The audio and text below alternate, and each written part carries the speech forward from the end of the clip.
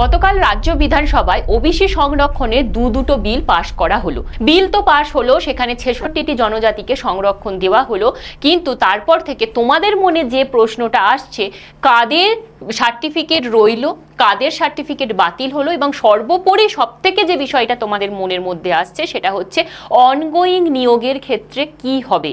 তা সে এসএলএসটি হোক, তা সে এসএসসির গ্রুপ সি গ্রুপ ডি হোক, কিংবা ওয়েস্ট বেঙ্গল পুলিশ হোক, কিংবা যে সিএসসির ইন্টারভিউ হবে সেখানে। তো এই রকম যদি তোমার মনের মধ্যে কোনো প্রশ্ন থাকে, সংশয় থাকে, সেইটা দূর করার উদ্দেশ্যই আজকে এই ভিডিওটা করা। তো চলো শুরু করা যাক। Hello student, welcome to BSSI YouTube channel. এই চ্যানেলে অনেক অনেক স্বাগত।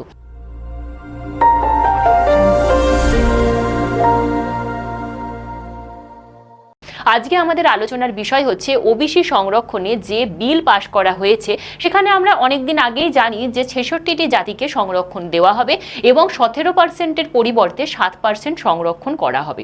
এতদূর আমরা আগে থেকেই জেনে এসেছিলাম, কিন্তু বিল পাশের পরে আদতে কি হতে চললো, অনগোয়িং প্রসেসের ক্ষেত্রে কি হবে, এই বিষয়টা নিয়ে আমরা প্রচণ্ড ধোঁয়াশার মধ্যে রয়েছি। তো সে বিষয়গুলো অবশ্যই আলোচনা করব, তবে তার আগে আমাদেরকে ফিরে যেতে হবে একটু পূর্বে।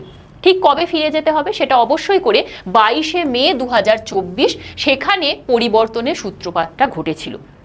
কারণ এই 22শে মে 2024 কলকাতা হাইকোর্টের তরফ থেকে বিচারপতি তপব্রত চক্রবর্তী এবং বিচারপতি রাজাশেখর মান্ত্রার ডিভিশন বেঞ্চের নির্দেশে বলা হয়েছিল যে 2010 সালের পরে উপযুক্ত সমীক্ষা ছাড়াই তাড়াহুড়ো করে তৈরি করা ওবিসি তালিকা বেআইনি, এবং সেই তালিকা বেআইনি বলে সেই তালিকাভুক্ত যত ওবিসি সার্টিফিকেট রয়েছে সমস্তটাই বেআইনি এবং তা অবৈধ।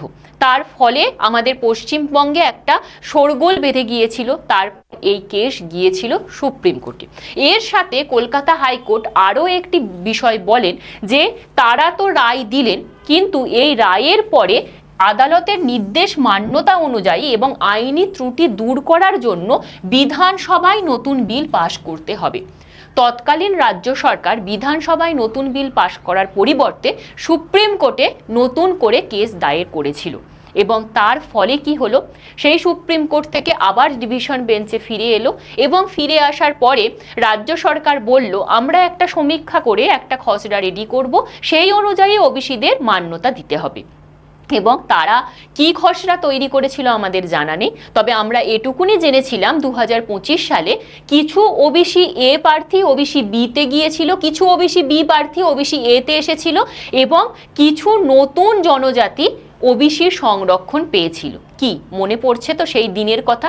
ঠিক এই ঘটনাটা ঘটেছিল এসএলএসটি পরীক্ষার আগে, এবং গ্রুপ সিডি পরীক্ষার ফর্ম ফিল আপও তখন শুরু হবে এই রকম একটা পর্যায়ে। তো তোমাদের মধ্যেও একটা হিড়িক বেঁধে গিয়েছিল যে কি হবে, আবার রিভ্যালিডেশন করতে হবে। তো তোমরাও সেই মতো রিভ্যালিডেশন করে নিয়েছিলে। যারা নতুন ওবিসি সম্প্রদায়ভুক্ত হয়েছিল তারা নতুনভাবে সার্টিফিকেটের জন্য আবেদন করেছিলে। তো যাই হোক, কিছুটা একটা স্বস্তি পাওয়া গিয়েছিল যে যাই হোক কিছু একটা হলো। এতদিন যে নিয়োগ বন্ধ ছিল ওবিসির কারণে, সেটা আবারও করে শুরু হলো। তো তারপরে কি হলো না, নতুন সরকার আসার পরে প্রথম যে বিষয়টা বলা হলো যে 2025-এর ওই বিল বা ওই যে তালিকা তা তারা মানেন না। 66টি জাতি, অর্থাৎ 2010 সালের যে 66টি জাতি ছিল সেই জনজাতিকেই মান্যতা দেওয়া হবে, এবং সেন্ট্রালের নিয়ম অনুযায়ী 17%-এর পরিবর্তে 7% সংরক্ষণ করা হবে। এবং তার পরবর্তীতে যেটা হয়, গতকাল বিধানসভায় বিল পাশ হয়। ঠিক এই বিলে কি হতে চললো সেটা তো জানাবই, তবে তার আগে একটু বিষয় বলে রাখি। এই যে 66টি ওবিসি জনজাতি, সেটা ঠিক কোন কোন জনজাতি সেটা জানতে গেলে অবশ্যই আমাদের বিএসএসআই ডিজিটাল লার্নিং অ্যাপটা ডাউনলোড করে নিন। সেখানে জব অ্যালার্ট সেকশানে ওবিসি বলে একটা ফোল্ডার পাবেন, সেখানে আমি 66টি জনজাতির যে তালিকা সেটি আপলোড করে দিয়েছি। অবশ্যই সেখানে নিজের ক্যাটাগরিটা আছে কিনা একটু দেখে নেবেন। তো এরপরে আবারও আমি যাই কি হতে চলেছে অনগোয়িং প্রসেসের ক্ষেত্রে কি হবে। তো আমরা দেখলাম যে সকালবেলায় এই বিষয় নিয়ে প্রচুর নিউজ পেপারে প্রচুর রকম খবর বেরিয়েছে। অ্যাকচুয়ালি কি হলো এবার একটু বিষয়টা জানি। তো যে দুটো বিল পাশ করা হয়েছিল সেটির মধ্যে প্রথমটি ছিল the West Bengal backward classes bill 2026, যেখানে সরকারি চাকরিতে ওবিসি সংরক্ষণের হার এবং কাঠামোর পরিবর্তন এটি মূল বিষয় ছিল। এবং পরবর্তী যে বিলটা সেটা হচ্ছে the West Bengal commission for backward classes bill 2026, যার উদ্দেশ্য ছিল ভবিষ্যতে নতুন তালিকা তৈরির নিয়ম নির্ধারণ ও কমিশনের ক্ষমতার পুনরুদ্ধার। 2010 সালে বাম জমানার আমলে 1993 এর নিয়ম অনুযায়ী ওবিসির আনা হয়েছিল, ওবিসির যে নতুন তালিকা তা তৈরি করা হয়েছিল। পরবর্তীকালে যখন তৃণমূল সরকার আসে তখন তারা কোনো রকম ওই 1993 এর বিলকে মাথায় না রেখেই কোনো রকম সমীক্ষা না চালিয়ে কমিশনের ওপর ক্ষমতা না আরোপ করে নিজেরা নিজেদের মতো একটি বিল তৈরি করেছিল এবং সেই অনুযায়ী অনেক জনজাতি এই ওবিসির মধ্যে এসেছিল। তো এরপরে আমরা যে বিষয়টা দেখব অ্যাকচুয়ালি কি হলো। এই যে সংরক্ষণ সেটা আগে ছিল অবশ্যই করে 17% এবং এখন এই নতুন বিলের ফলে হলো 7%। এবং এই যে 17% সেখানে টোটাল জনজাতি ছিল 179টি এবং এখন যে 7% সেখানে টোটাল জনজাতি হচ্ছে অবশ্যই করে 66টি। কোন 66টি জানতে গেলে অবশ্যই বলবো বিএসএসসি ডিজিটাল লার্নিং অ্যাপটা ডাউনলোড করুন, জব অ্যালার্ট সেকশনে যান, ওবিসি নামে একটা ফোল্ডার পাবেন, সেখানে দেওয়া রয়েছে, দেখে নিতে পারবেন। এবার যে তোমাদের মনে প্রশ্নটা তাহলে কাদের শংসাপত্র বৈধ আর কাদের বাতিল, সেক্ষেত্রে বলি 2011 সালের আগের যে 66টি জনজাতি ছিল তাদের অবশ্যই করে বৈধ রয়েছে এবং তাদের যদি 1993 সালের আইন অনুসারে বৈধভাবে তারা যদি যুক্ত হয়ে থাকে তাহলে তাদের শংসাপত্র নিয়ে কোনো সমস্যা নেই। অপরদিকে কাদের তাহলে বাতিল হলো, এই যে 2011 সালের পরে মোট 113টি জনজাতিকে আওতাভুক্ত করা হয়েছিল তাদের সার্টিফিকেট সম্পূর্ণ বাতিল হলো, যার মধ্যে 105টি ছিল মুসলিম এবং 8টি ছিল হিন্দু সম্প্রদায় এবং এদের শংসাপত্র আর কোনো বিষয়েই কিন্তু গ্রহণযোগ্য নয়, কোনো সংরক্ষণ পাওয়া যাবে না। এবার আসি আমি এই যে 2010 সালের যে বিলটা সেটা দেখতেই পাচ্ছেন যে সেপ্টেম্বর 2010 সালের এটা বিল এবং এখানে স্পষ্টভাবে বলা রয়েছে যে 1993 সালের যে বিল ছিল সেই অনুযায়ী কিন্তু ওবিসি লিস্ট করার কথা বলা হয়েছে এবং এটা অবশ্যই করে বাম জমানার যে বিল সেটি।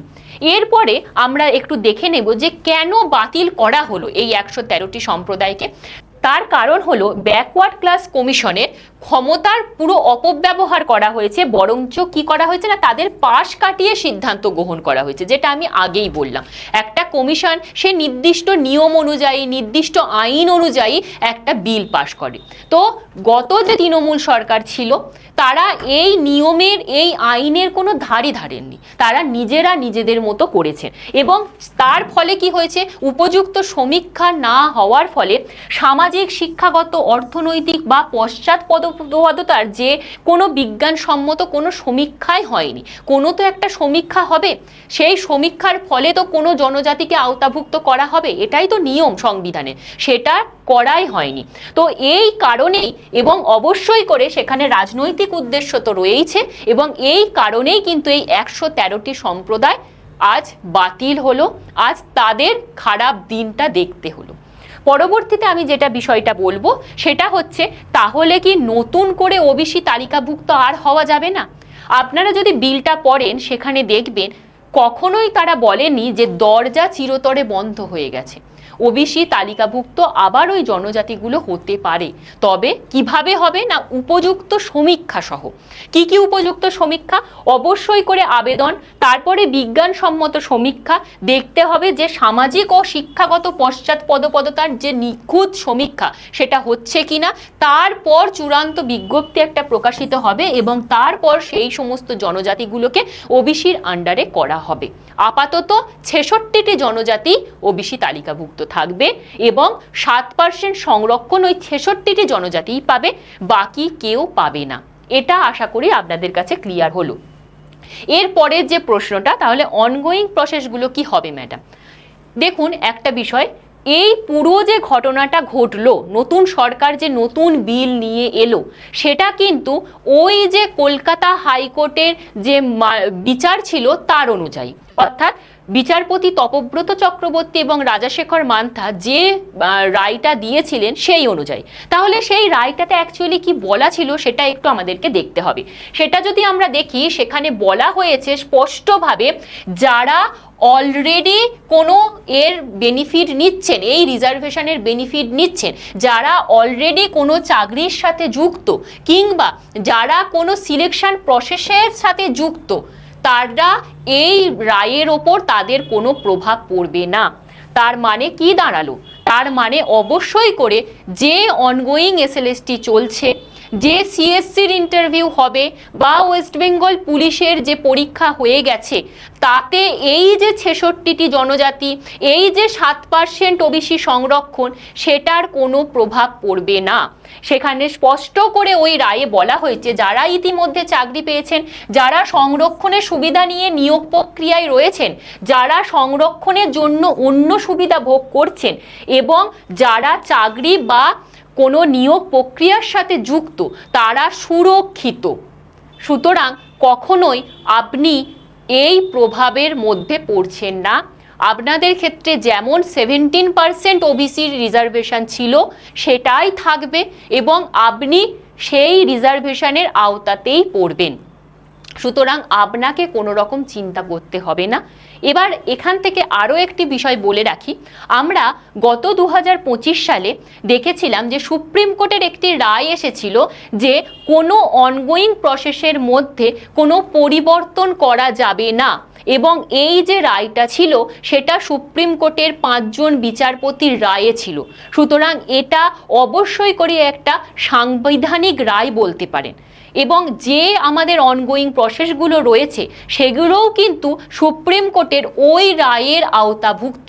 তাহলে ওই রায়ের যদি আওতাভুক্ত হয়, তাহলে এবার নিজেকে প্রশ্ন করুন, এসএলএসটির 11-12-এ যারা আজ চাকরি পেতে চলেছেন, যারা এসএলএসটির 9-10-এ রেজাল্ট ভালো হয়েছে, ইন্টারভিউ প্রসেসের মধ্যে দিয়ে এবার যাবেন তারা, এবং পরবর্তী যারা গ্রুপ সি ডির জন্য ভালো রেজাল্ট করেছেন, পরীক্ষা দিয়েছেন, ওয়েস্ট বেঙ্গল পুলিশের জন্য যারা পরীক্ষা দিয়েছেন, এরপর বলে রাখি মিসলেনিয়াসের জন্য যারা ফর্ম ফিল আপ করেছেন, সিএসসির যারা ফর্ম ফিল আপ করেছেন, তারা তো অনগোয়িং প্রসেসেরই আওতাভুক্ত হয়ে গেলেন।